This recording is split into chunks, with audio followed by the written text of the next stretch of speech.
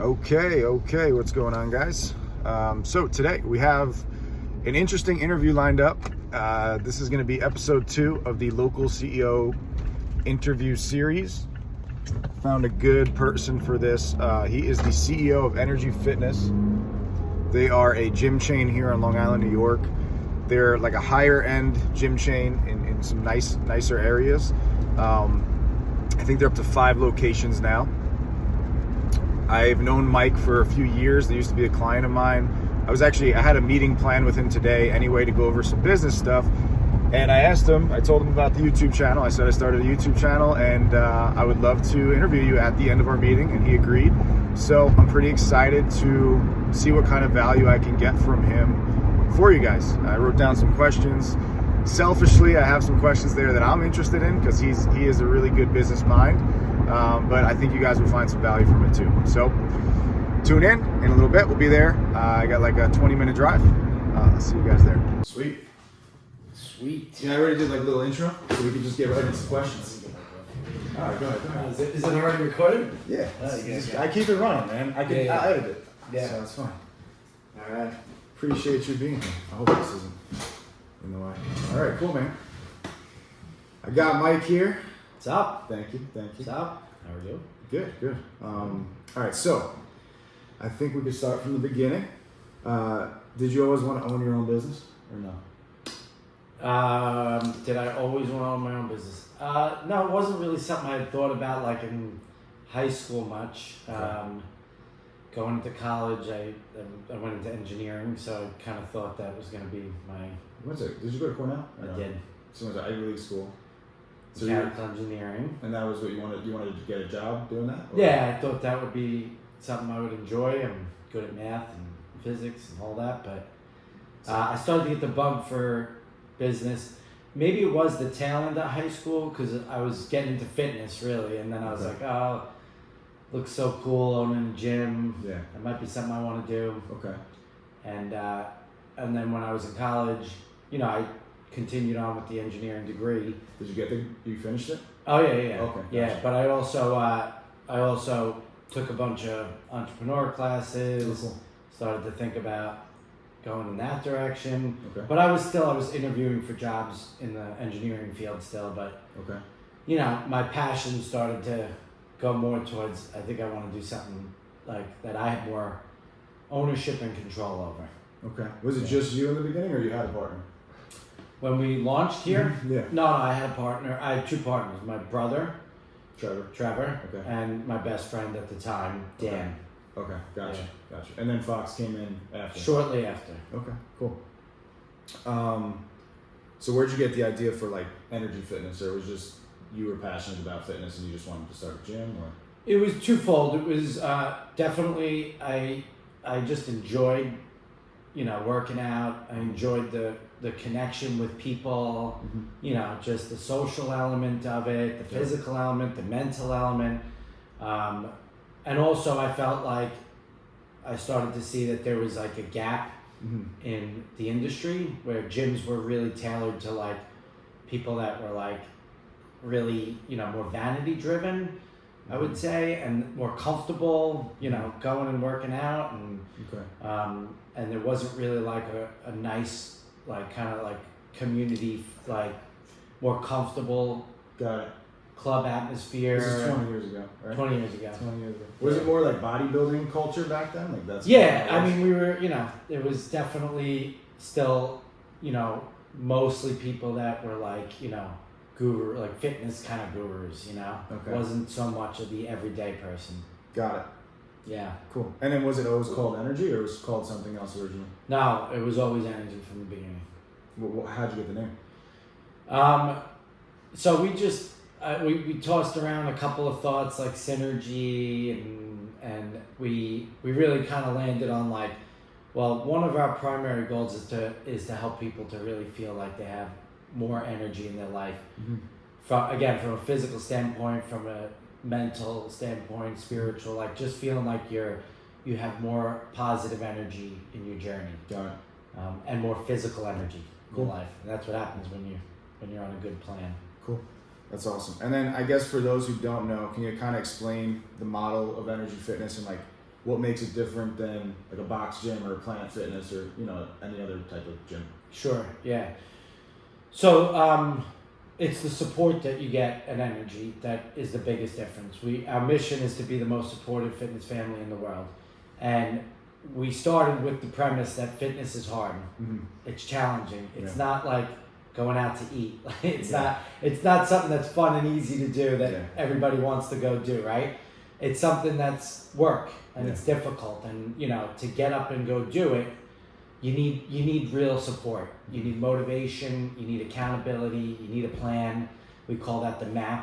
Mm-hmm. And so we built our clubs to really fit in a special kind of, I guess I would say, a special zone where we're big enough that we offer a lot of like services and amenities Mm-hmm. that you could get at a bigger box gym, Mm-hmm.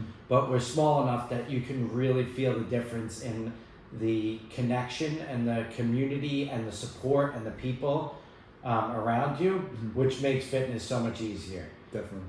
And the last thing is that everybody does get a coach Gotcha. that they work with that you get to see, even if it's like monthly, where you check in and you make sure that you're really, you know, on a solid path. And we all go through ups and downs in the fitness journey, but when you have somebody that you can kind of always come back to and check in and be like, hey, I need a little help, I need a kick in the butt, or you know, I need a new workout plan, or I need an assessment to see how much my body has changed and to motivate me to want to, you know, go in a better direction. That's probably the most unique thing, I think, is that everyone gets a coach. Like, you can't just get a membership. You can't just get like your typical gym membership. We don't even look at it as a gym membership anymore. Like, Yeah. we stopped thinking of it like that. You Yeah. come to Energy, Mm-hmm. you work with a coach, Yeah. and we give you the gym membership, and the classes is all part of your program with us. Got it. So you're really just here, you know, you think about it like, all right, how often do I want to be with a coach? It can range from once a month to 3 or 4 times a week if you need it. It's just more results driven, I feel like. It's not just like a gym membership just to say you have one. No. It's we're here to get you fit. We're here to Right. get you results. Right. You know what I'm And saying? for you to show up and Yeah. actually get the job done. Cool. Yeah. Awesome, man. So getting more into the business stuff, because I view you as like a business mentor, so I wanted to ask you a couple cool questions. I like that. So, all right, 20 years of business experience. I actually just saw the post yesterday, so I was like, oh, this is great. I got to use this. Could you give me a few lessons that like resonate with you the most from the experience? Oh my God. I know it's hard. I know. Even just like 1 or 2. Yeah. Well, so I would say that a couple of big things that I've really, I could walk away now and say, man, it took me 20 years to really get that. Mm-hmm. First of all, you really have to differentiate your business in a way that is meaningful. Okay. So not just, you know, to try to create a different logo or say we're better than so-and-so, or, you know, like, and customer service, you know, making like, you know, we're the best at customer service. That's good, you know, but to really have a niche and to really be known and for people to really, you know, understand and want and be attracted to your business, you got to figure out what is it that you're going to do that's different than the rest of the players in your industry. So it takes time. It's hard. It's not easy, and you have to have some guts. You know, when you do it, like it took us a very long time to actually come to the place where we realized like we want every single member to have a coach. Like for a long time we really encouraged it, and we had a very strong, you know, program, but we didn't mandate it, and we let people come and join the gym, and that was wrong because we were then like every other gym out there. So like, do you think that's what held you back? Is you probably, because when you want to do that, but like members are saying, you know, they want this thing, can I just use the gym, right? Right. For example, Right. Is that why because you're trying to fit, like trying to make the shoe fit everyone? Is that kind of what happens? Do you think? Absolutely. Okay. And it's nerve-wracking when you're a young entrepreneur. You don't want to lose any customers. I know. You know, you're scrambling to get customers, and so to tell somebody, you know, sorry, you can't join here because it doesn't fit you. You can't, you know, we don't have that program for you, right? It's really scary. Once you started doing that, did that lead to a lot more growth? what it's led to for sure, yes, the answer is yes. But I mean, we what it's also led to is clarity on all levels. So from the consumer, right? Well, first from your team, from leadership into every player on your team, into your community, the message in your community, and the message, you know, to the consumer ultimately is super clear now. So like it, you know, I think a lot of businesses get lost in the mix of, you know, messages that people, you know, don't really pay super close attention to. And you might still grow, and you might still, you know, because you still run a good, like we're blessed. We've hired good people. We really pay attention to having, you know, good people that have our values and that share our energy and all that, our passion. That goes a long way. Communication and connection with your team and the way that you help develop them and foster them goes a long way. And the way you serve your customer goes a long way. Those things will help you grow for sure. But it's a next level growth if you can say, this is what we do, and nobody else or other people around us don't do that. Yeah. Like we serve you, we don't serve you, and being able to just tell them that. Yeah. Got it. That makes a lot of sense. That's awesome. Okay, next question. So not many business owners can create, let alone one successful location. The few that do have trouble opening a second. I feel like that's a big problem for people. So how have you been able to like create a consistent experience in multiple places? Well, it's still an ongoing process. We've gotten much better at it. So, look, was it hard in the beginning? It's definitely very hard in the beginning. Looking back, I wish I would have paid even more attention to developing much better systems and stronger ways of teaching your people, your team, how to execute things exactly the way that you want them done and expect them done, and the way that they're motivated to do them, because you show them that this is the way it really works for everybody, you know? So we've done a decent job at that, and we've gotten better. So part of my theory in life is the more you go do things, the more you try to do things, the more you start to learn how to do things. So, you know, it's a little bit of a leap of faith too. You got to be a risk taker. You got to be willing to say, you know what, I don't know if I got it right yet, but I'm going to try. And then you have to be willing to adapt quickly. So that's the thing, is that once you do take a leap of faith and you jump, if you start to see something's not working, you got to fix it. You got to get in there and make a change, and you got to be ready to, you know, pivot and figure out how to, you know. And a lot of it in the beginning is pure grunt. You know, you got to have some determination, grit, willpower, all that stuff matters.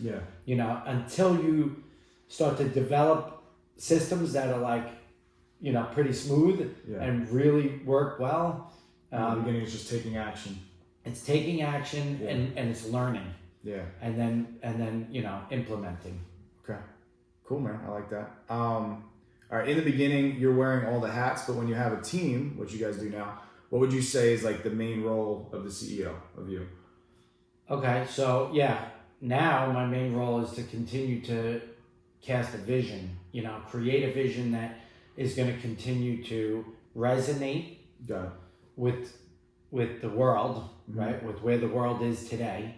So 20 years ago, things were very different. In our industry, super different. And we know that. And my job, first and foremost, is to make sure that we don't get left behind, right? So I'm constantly spending time really contemplating and talking to others about the journey of where our industry might be going. You're looking at all different, you know, things that stimulus that from the outside that may or may not matter. And then I have to sift through that and decide, is this something we should be starting to move on? Is it something that, you know, it's not, the timing's not right, or it doesn't match our brand? And those are the hard decisions, because, you know, there's a fine balance between, you know, a CEO that wants to constantly push, you know, new things and change and transformation, into a company, which you need to do. But also you have to be careful not to try to change the DNA of the company, or try to overwhelm your people with too many different, or the customer with too many different. So that's a big one. And then also really keeping the communication and the connection and the motivation. So, part of my job is to be like a cheerleader that really gets people excited and feeling energized about, the journey forward for our company. Okay. So like vision, and then I guess culture, cheerleader, culture, like building the culture. Right? Exactly. Yeah. Okay. Yeah. And when you're making those decisions about vision, like do you have principles, guidelines that you use, something that you look at to make a good decision or to know if you're making a good decision, or it's kind of just... Yeah, well, we have our core values that I, go back to and really always kind of tap into. This is who we are. This is people. This is what we want people to know us as, and continue to go back to those values. We definitely go. I always go now to the mission statement, right? To be the most supportive fitness family in the world. And I think a lot about that. How can we support people more in their fitness journey? Okay. Is this something that's really going to provide that next level support? Or is this something that's kind of flashy and, that the gym next door is probably going to do it at some point? That makes sense. Do we need that? Is that really supporting them in their journey to stay healthy? So that's like your North Star is the mission statement. Yeah. And everything kind of flows underneath that. Absolutely. That's cool. Yeah. And the one other thing, going back to my current role, is to constantly be looking for great people to bring into our company. Got it. To fill the next need as you're growing. And that's another fine, balancing act, because, you can't overstaff, and you can't, you got to be cautious on when you're hiring and who you're hiring, but really looking for talent that you believe is going to push the company to the next level. How do you do that? Is there a way that you do that? Is there a system that you use for that? I mean, the thing I do most often is I really try to examine, where do I believe that the company is currently weakest? Okay. What's holding us back from growing right now? Like, is it really having a better, stronger sales process that as you're growing into new locations, your team really continues to, understand and grow from? Is it the marketing stuff that, we have to continue to, hone in? Or is it customer service? Is it HR? You look at your big buckets as a company, and you start to figure out, where are the holes? Where am I either losing customers, or where am I not gaining, new customers the way I expect I should, right? And then those buckets are just like marketing, sales, product, right? Or like, is there anything else that you no, there's more. There's team development. At some point, when you get a big enough, team, we have 100 employees or more now.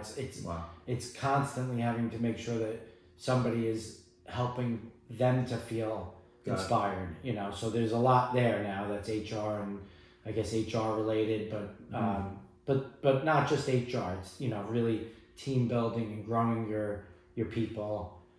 That's a big one. And, development of new services, which I think you mentioned. Awesome. I like that, man. And then this kind of leads into this, actually. So numbers is something I want to talk to you about. We were just talking about numbers before. I always viewed you as like a numbers guy, and I guess it's probably because you have an engineering background. So you always know your numbers. Quick question. What do you think are like the most important KPIs to track for the different things? So like for marketing, what's the most important KPI? Sales, and then product. Like, what are the three things? Are there a few that you track, or like just to keep it simple? Yeah. So for us, from a marketing standpoint, and this is something that I discussed recently, you have to know your cost per acquisition for a new customer. You have to really know it. That means you have to know what it should be based on how much revenue you expect to generate, and then how much profit that you expect you'll have from that customer. And you have to really know, this is how much money it should cost me to get a new customer in business, right? Yeah. And that should drive how much you decide you're going to spend on acquiring. So your marketing dollars, marketing and sales stuff that you're going to be spending in your company should be tied directly to that one number, and you should know it, and you should be making all your decisions on that. On acquisition costs. Yeah. Got it. Okay. Yeah. And then from a performance standpoint, for us, for club level, it's obviously membership. We have to know what our membership is. Like how many? How many, and then what their average, cost is for, or what program they're on. Okay. Lifetime value and things like that. Yeah, and then tracking attrition. Okay. So attrition then helps us to understand what the lifetime value of that customer would be. You think that's the biggest metric for like product, to know if your product's doing good, is churn? Or do you guys? So I'm not, I gotta be honest, on the product side, I'm not, like, membership is absolutely, like, membership, you have to know how many people in, how many people out. Yeah. I mean, that's the only way you know if you grew, right? Yeah. Obviously there's also, you can be upselling internally, which, that's another thing we do keep track of. Cool. But it's pretty simple math, more people in than. And are they staying? Are they continuing to buy? Right. Okay. Gotcha. Right. And we try to understand, when somebody decides that we're not the right fit for them, why. Cool. And then of course fix that. Got it. Gotcha. Okay, cool. I know we kind of touched on this a little bit, but like, what are some lessons you've learned about building a strong culture with your staff, and then also a strong culture with your customers? Something I've noticed is just like the energy is actually good. Like it really is a good energy here. So always with your people, and everyone's always so nice, and even with the members, So like, what do you do to do that? Is there something? Yeah, there is. You pay attention to the way that you communicate with people, and you do it in a way that even when you have to address something that could be, challenging and tempting to want to, speak with a certain tone, which you can speak with a certain tone, but you always do it in a way that you feel like the goal is to inspire and motivate somebody, right? Mm-hmm.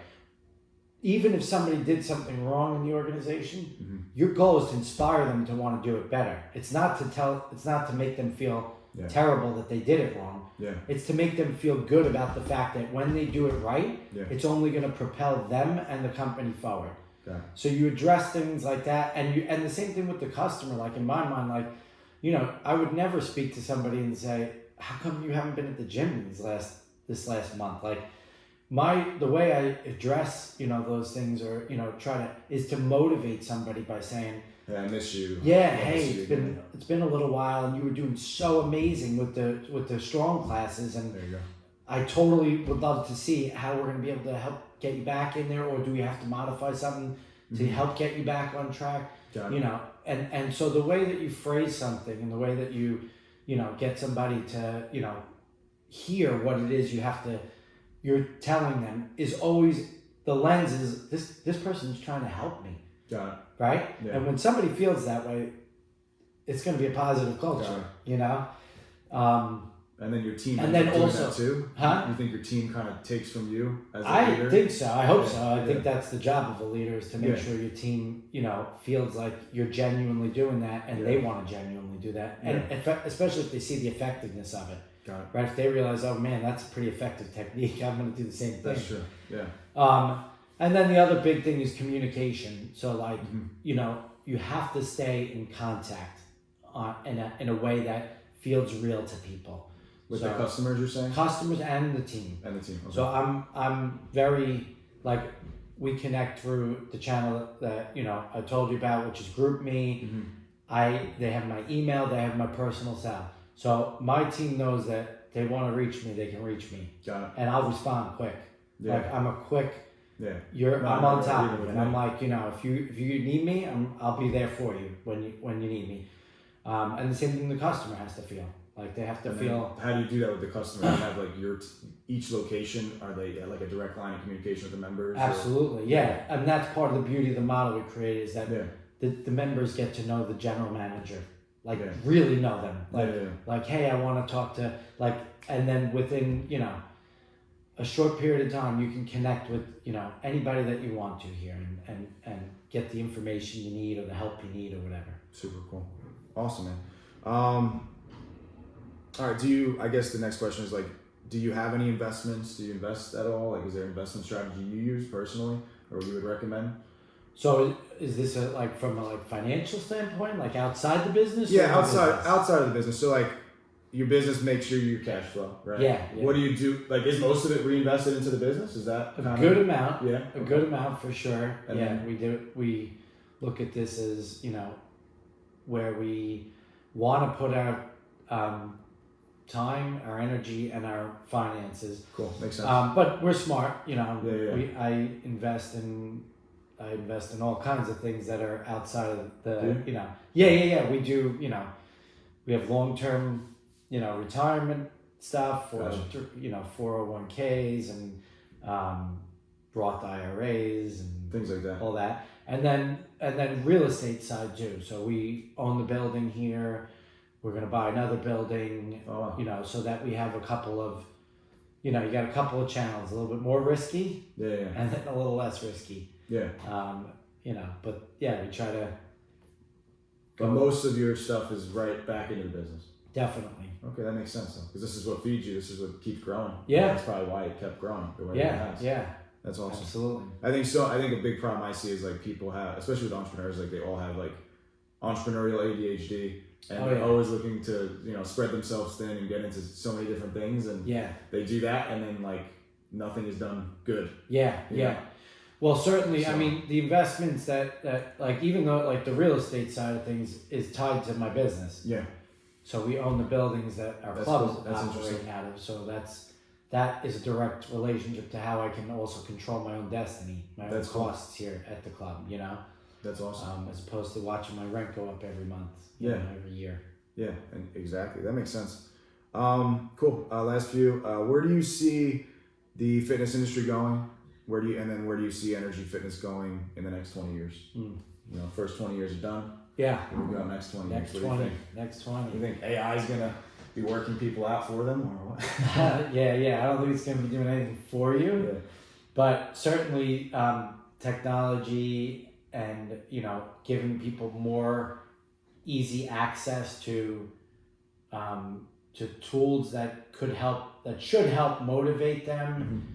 And make it a little bit easier, for people to have at least the knowledge and the and maybe some motivation. Gotcha. The biggest challenge with fitness is that it's our body that has to move in order for it to actually work, right?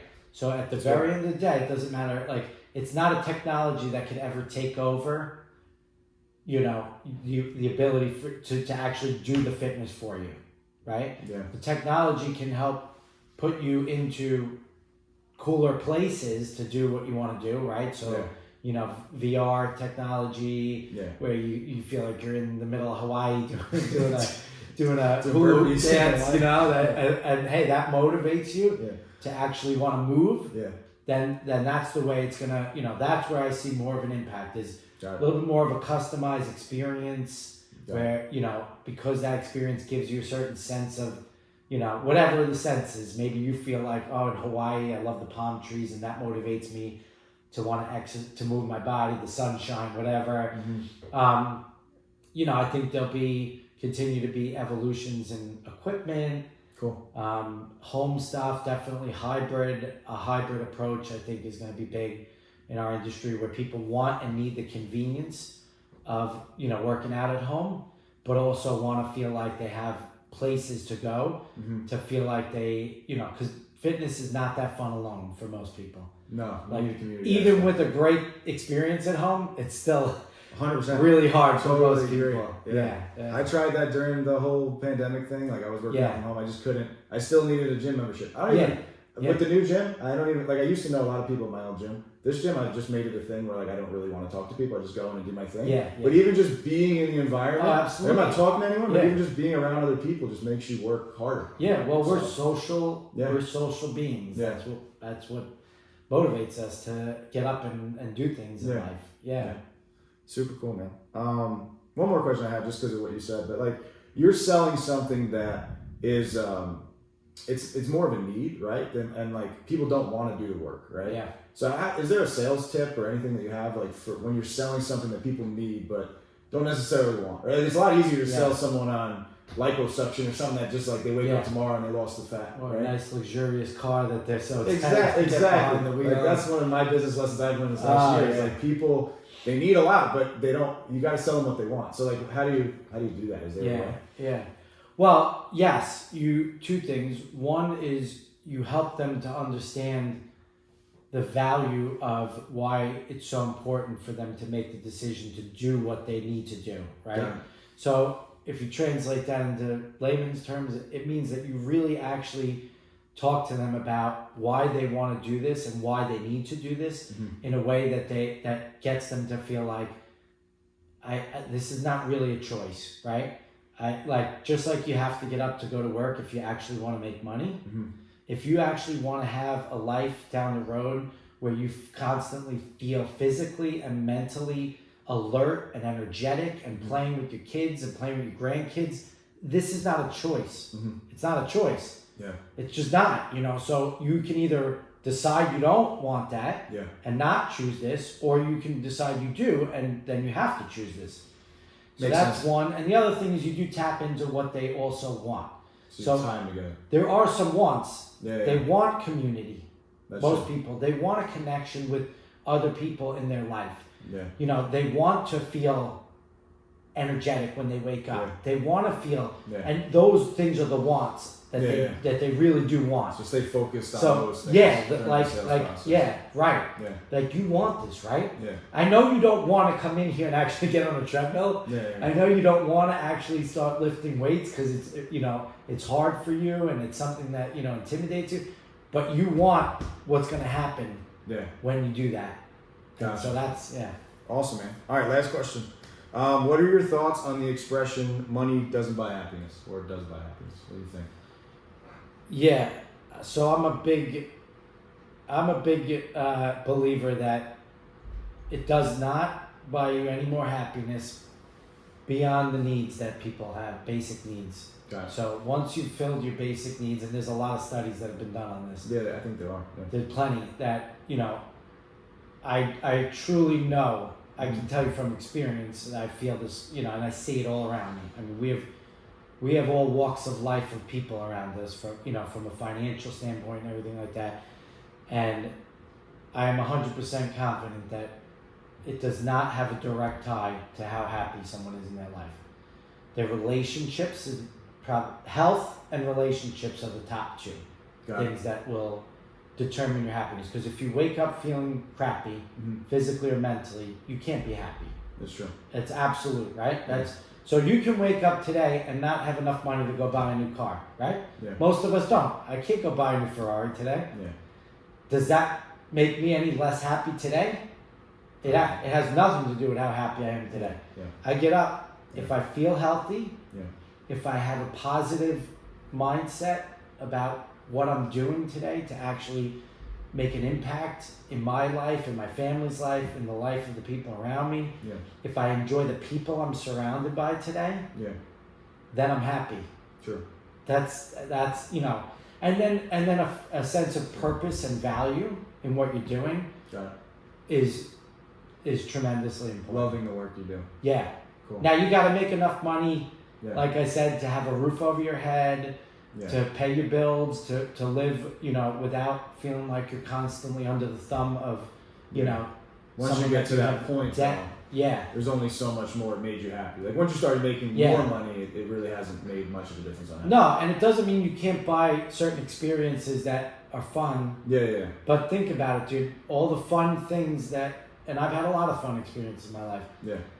I didn't come home and was a happier man. I didn't go to work the next day happier than I was before I had that experience. Yeah. It's a temporary thing, and it gives you like a little sense of kind of, fun in your life, which is good. You need that too, but you can do that without money. That's true. You can have a lot of fun without money. That's true. That is true. Yeah. Awesome, man. We'll leave it on that. All right. We appreciate Awesome, man. it. Thanks so much. Yeah, man. That was fun. Yeah. Yeah. All right, cool. I like that. Okay, awesome, guys. Thank you so much for tuning in. Thank you to Mike for getting on here and answering those questions and providing so much value. If you found value in this video, please like the video, comment down below, and subscribe. It's greatly appreciated. See you in the next one.